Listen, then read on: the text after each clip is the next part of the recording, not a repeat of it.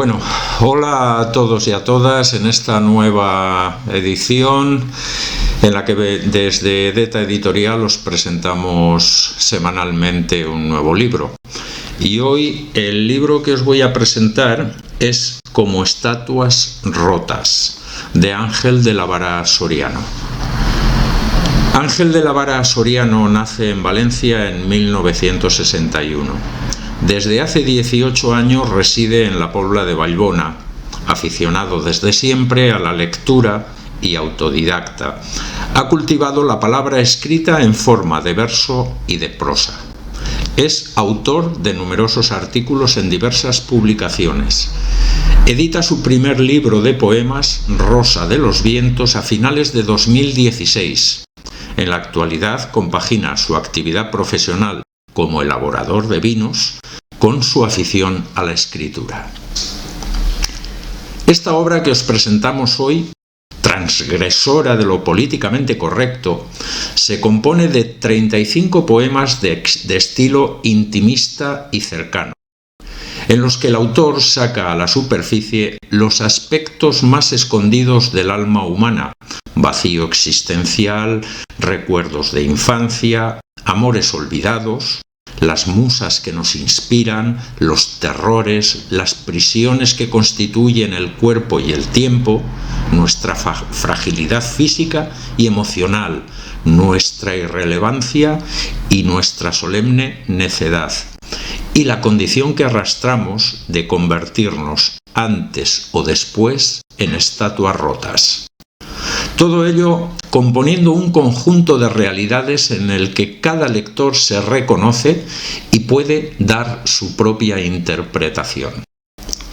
La obra, estructurada en 3 capítulos, Cielos, Infiernos y de nuevo la vida, que pueden interpretarse como presentación, nudo y desenlace, nos descubre también una cáustica crítica a nuestra hipócrita, opulenta e histérica cultura occidental, constituyendo a la vez un elogio del silencio, de la belleza del planeta, del maravilloso misterio de la existencia y de lo insondable del alma humana, poniendo de manifiesto la omnipresencia de una realidad paralela, alternativa, al alcance de todos, y de la que la tribu sociedad, con sus grotescas y estridentes formas y maneras, trata obstinadamente de alejarnos.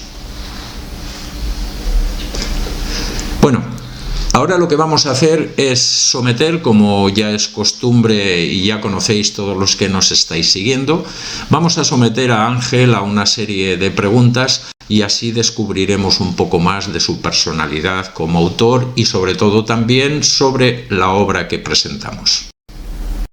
¿De dónde surge la idea de escribir el libro? La idea de escribir el libro poemario Como estatuas rotas, empezaré desde el principio. Siempre fui un niño muy lector, un niño muy sensible, un niño que todo lo recogía en su memoria. Todas estas cosas con la adolescencia pues se transformaron en prosa escrita, digamos, ¿no? De alguna forma pues quería dejar reflejo de todo lo que me ocurría. Y bueno, siempre he sido un gran aficionado a escribir en general.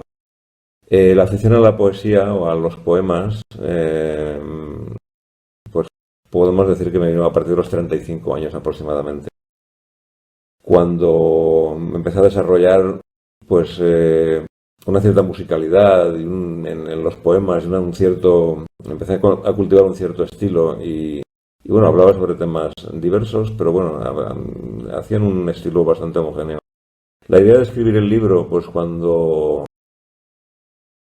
reuní un cierto número de poemas, tenía escritos pues cerca de 50 poemas, seleccioné los que podían vertebrar, por decirlo de alguna forma, una historia con presentación, nudo y desenlace. De hecho, este libro tiene 3 capítulos que son Cielos, Infiernos y de nuevo la vida, que se pueden interpretar como presentación, nudo y desenlace. Esta idea de poder vertebrar una historia, pues me llevó a escribir el poemario Como estatua rota. ¿Tienes algún horario preferido para escribir? Bueno, pues yo creo que no hay escritura ni poema ninguno sin la inspiración y por supuesto, la visita de las musas. Y estas musas se presentan casi siempre a deshora y a destiempo. Entonces yo, para poder aprovechar esos momentos brillantes que se te ocurren cosas y bueno, pues llevo conmigo siempre una pequeña libretita en la cual anoto, esté haciendo lo que esté haciendo, anoto siempre las frases brillantes, las ideas bueno, que pueden aprovecharse para los poemas, las combinaciones de palabras que me gustan. Y bueno, después todo eso se queda en borrador, mucho de ello se queda en agua de borrajas. Pero bueno, te dan luego muchas ideas porque tienes un montón de ideas recogidas en esa libretita. Y bueno, luego a la hora de sentarte a escribir, que tiene que ser siempre, bueno, debe ser con tiempo libre, una tarde, un fin de semana sobre todo, con esa libretita pues te inspiras. Yo para escribir siempre me siento, quizá primero leo algún poema de otro escritor, algunos poemas para inspirarme, para entrar, digamos, en el mundo de la lírica. Y después eso me crea un estado de fluidez ya para la palabra escrita, para la prosa poética. Las musas vienen cuando les parece. Me hace mucha gracia esto. Sin embargo, también es cierto que hay sitios muy concretos y muy escasos donde las musas siempre están. Donde cuando voy en soledad las encuentro siempre, siempre. Explícanos cómo vas desarrollando la obra. Por ejemplo, ¿eres de los meticulosos que planifican previamente con esquemas o de los que van creando sobre la marcha? La obra poética se crea a partir de material ya escrito hace más o menos tiempo. No soy muy planificador con respecto a escribir. Escribir es una cosa natural. La propia vida te va trayendo circunstancias, buenas o malas, te va trayendo momentos, te va trayendo vivencias. Esas vivencias las voy poniendo por escrito. Esa famosa libretita de que os he hablado. Pero bueno, los poemas van saliendo además de temas muy diversos. Conforme me va viniendo la inspiración, no tengo para nada, en absoluto, tengo un orden para escribir los poemas. Los poemas van saliendo cada 2, 3 semanas, sale un poema. A veces estoy trabajando en 2 o 3 poemas a la vez, a veces estoy trabajando en 1 o 2 o 3 libros a la vez. A la hora lo que sí que soy planificador es a la hora de recopilar esos poemas ya escritos, agruparlos por temática, por un estilo determinado y poder así vertebrar una obra, como en el caso de Como estatuas rotas, con presentación, nudo y desenlace. Esto creo que es fundamental, que en una obra haya estas 3 partes para que la lectura tenga un sentido y el libro tenga un sentido y un mensaje. Muchos autores, aunque publiquen tardíamente, han tenido afición por la escritura desde mucho antes. ¿Desde cuándo tienes tú afición por escribir? La afición por la escritura me viene desde muy jovencito. Yo creo que fue cuando, siempre fui un niño muy lector. En la adolescencia fue cuando descubrí el mundo multicolor que te ofrece esa maravillosa edad. Y bueno, a partir de entonces, pues los sentimientos eran muy intensos, eran muy bellos o muy horribles. Todo esto lo llevé al papel desde entonces. Escribía, siempre escribía. Recuerdo que durante la mili tuve mucho tiempo libre y ahí también escribí bastante. En cuanto a la prosa poética, bueno, yo de siempre he sido muy lector. Leía, mis poetas preferidos eran Lorca y Machado.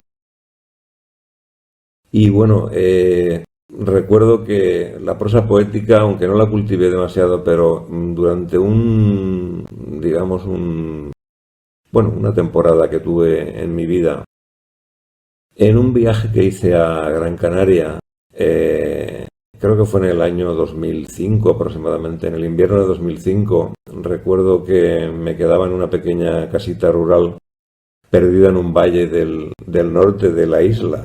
Una maravilla aquello.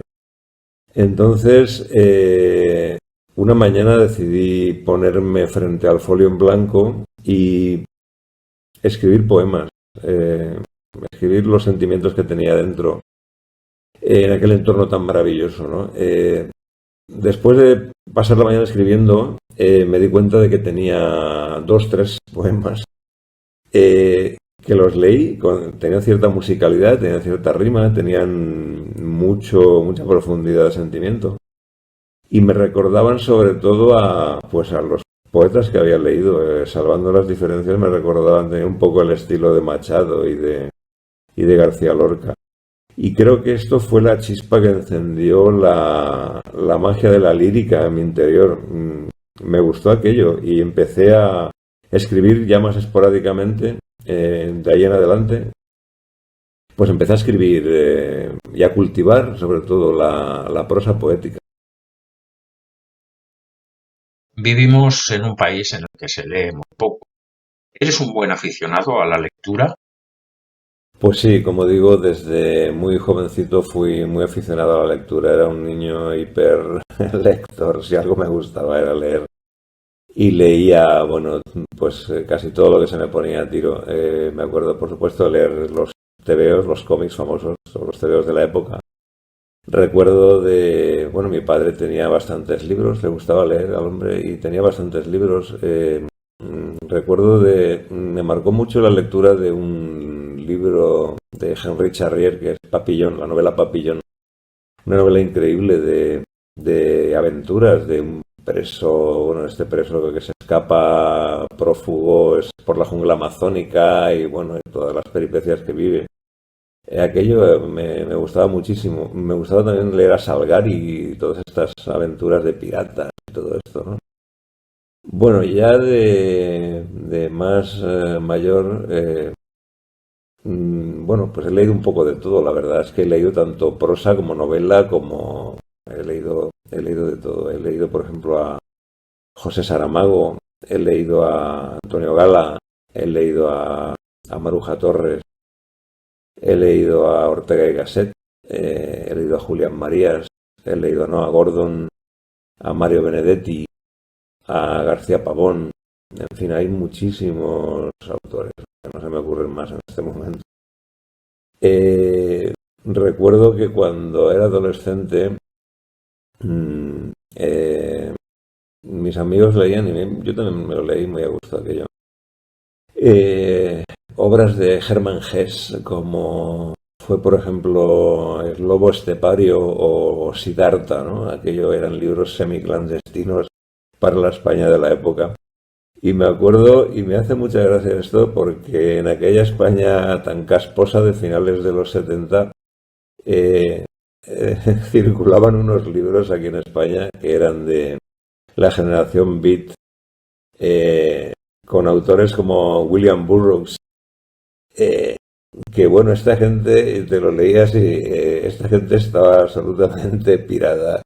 Y me hace mucha gracia porque en aquella época, bueno, la España que nos encontrábamos era muy rígida y muy casposilla, ¿no? Y estos libros me hacían mucha gracia porque eran absolutamente rompedores. Esta generación Beat, este William Burroughs y algún otro estaban absolutamente pirados. ¿Cuál es tu novela o escritor preferido? Mis escritores favoritos, pues es difícil decantarse porque la verdad es que hay muchos y muy buenos. Eh, Podría destacar en un plano más filosófico, pues a Ortega y Gasset. Tiene una profundidad de pensamiento y una capacidad analítica increíble. Aunque a día de hoy quizá las formas estén un poco trasnochadas, porque La España invertebrada y La rebelión de las masas se escribieron hace casi ya 100 años. Y bueno, esto a día de hoy las formas no serían ya correctas, aunque el fondo sí que es un destilado de ideas que sigue vigente en nuestra sociedad de hoy y sigue plenamente vigente. Pienso que mucha gente debería de leer estas obras porque arrojaría mucha luz sobre los problemas que tenemos ahora mismo en este país. Eh, por otra parte, Maruja Torres, por ejemplo, pues me identifico mucho con ella y con sus novelas. Esta señora es periodista, escritora y me identifico mucho con ella, es de mi generación y bueno, y la verdad que me hace vivir las novelas en primera persona casi. Eh, por otra parte, por ejemplo, Noah Gordon es este escritor estadounidense que no sé cómo, pero conoce España perfectamente. Yo he leído algunas novelas de él. Una se desarrolla en Toledo, en la Edad Media, y bueno, tiene una documentación impresionante sobre lo que ocurría en aquella época y cómo era la vida en un Toledo de la Edad Media del año 1300 o 1400. Por otra parte, también escribió una novela que me gusta mucho, que es La bodega. Se desarrolla entre las guerras carlistas en Cataluña, en el Penedès. Y bueno, realmente conoce lo que es el mundo del vino y conoce muy bien el Penedès en aquella época y me sorprende muchísimo. A la hora de la poesía, bueno, pues a ver, García Lorca para mí es el número uno, con diferencia. García Lorca es increíble, es un genio de la fuerza de la palabra, el sentimiento que tiene, ese desgarro andaluz de la existencia, de esa tragedia, esa fuerza, esa belleza que tiene, esa musicalidad, esa sensibilidad, es increíble. Por otra parte, Machado también me gusta mucho, como ya he dicho. Machado representa pues el amor a la naturaleza, a los campos de Soria, a los patios de Sevilla. También me gusta Benedetti por la profundidad la sencillez de su verso y la profundidad de su sentimiento. Y hay una escritora de Cartagena que realmente me fascina muchísimo, que es Carmen Conde. Esta mujer, la poesía me llega al alma de verdad, porque es que es una imaginación desbordante, su poesía es un estilo muy personal, muy profundo y hace un uso del lenguaje eh, con unas colecciones de metáforas impresionantes, una imaginación desbordante y la verdad es que es un tipo de poesía, quizá me marque la tendencia de mis últimos poemas, esta riqueza, esta colección, catálogo de metáforas de Carmen Conde, es una escritora excepcional. A la hora de escribir, ¿crees que has podido influenciarte del estilo de algún otro escritor? Bueno, a día de hoy hasta la fecha me he centrado exclusivamente en la prosa poética. Entonces, claro que hay influencias de otros escritores. Eso tiene que notarse. Yo he desarrollado con los años, porque llevo varios años dedicándome a pulir mi prosa, pero bueno, te fijas en unos y en otros autores, he conseguido de alguna forma pues un estilo propio y personal, intransferible, pero evidentemente se adivinan influencias. Como ya he dicho antes, pues mi influencia principal y más relevante pues puede ser García Lorca, por ejemplo, ¿no? A la hora de expresarme. Ha sido mi gran maestro. Otro que me ha influenciado mucho, otro poeta que me ha influenciado mucho es Machado, que fueron los primeros, junto con García Lorca, fue el primero con el que empecé esta andadura. Y bueno, se pueden adivinar otras influencias, como por ejemplo a Caballero Bonald. Eh, eh, Se puede adivinar también la influencia, por ejemplo, en los últimos poemas, sobre todo, de Carmen Conde, con esas metáforas tan fantásticas que ella sabe como nadie crear. Y bueno, yo soy solo un aprendiz, pero quizá me influya, me vaya guiando un poco en mi caminar lírico estas metáforas tan bellas que son verdaderas joyas del lenguaje. Otro autor que quizá desconocido pero que me ha gustado mucho y con el que bueno, me identifico por el paisaje y también porque es bueno, es una poesía muy accesible pero a la vez muy bella, muy selecta. Es Eladio Cabañero. Bien, esto puede ser un poco los poetas que más relevancia han tenido en mi estilo. ¿Qué pretendes contarnos en el libro? ¿Cuál es su finalidad? El mensaje que quiere transmitir el poemario como Estatuas Rotas, bueno, primeramente diré que es una obra que he escrito desde el alma y para el alma. Tiene la finalidad de llegar a la sensibilidad del lector, de tocarle la fibra, de dar un pellizco en el alma que nos haga salir de esa mediocridad en la que nos tiene presos de alguna forma la tribu sociedad. He querido estructurar la obra en tres partes: cielos, infiernos y de nuevo la vida. Y pueden interpretarse como presentación, nudo y desenlace. En la obra lo que hago es, la obra en sí es una introspección dentro de cada uno, una introspección dentro del yo de cada uno, que nos lleve a darnos cuenta realmente de lo que somos, de lo que somos habitando la piel de este remoto planeta en el universo, de lo poco que somos, de lo efímero de la vida, de nuestra condición de gloria y de miseria que tenemos a la vez. Realmente no somos nada.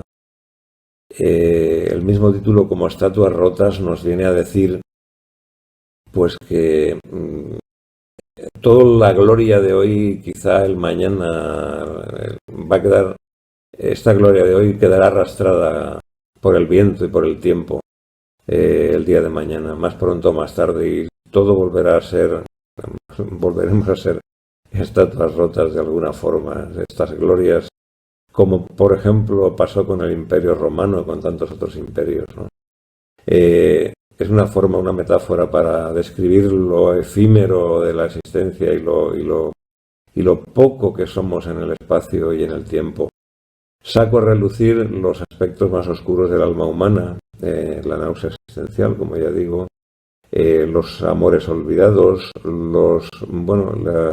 las prisiones que constituyen para el individuo el cuerpo y el tiempo.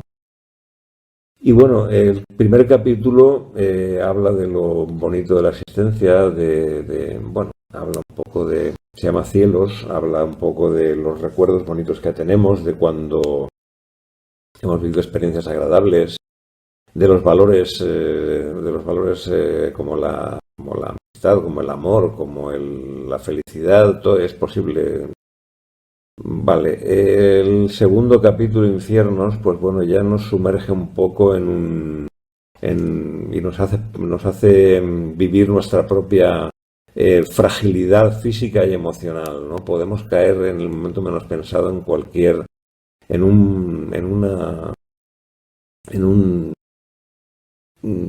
estado de duda, de preguntarnos el por qué estamos aquí, qué hacemos aquí, realmente qué vamos a hacer, cuál es nuestra finalidad de estar aquí. Y esto puede llegar incluso a plantearnos la muerte como una salida a esta existencia que no hemos buscado y a la que hemos sido de alguna forma arrojados y que estamos viviendo quizá con desgana.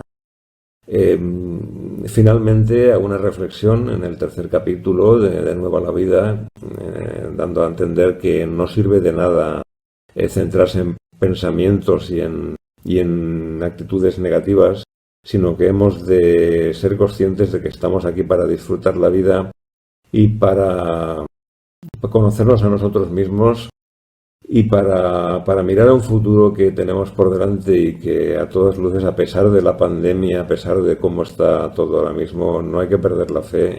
Es prometedor. La vida es una experiencia maravillosa que hay que vivir, que hay que disfrutar y sobre todo que hay que ser consciente de esa realidad paralela, y aunque quebradiza, pero es una realidad paralela que nunca vemos y que el día a día de la sociedad con sus estridentes formas y maneras no nos deja ver.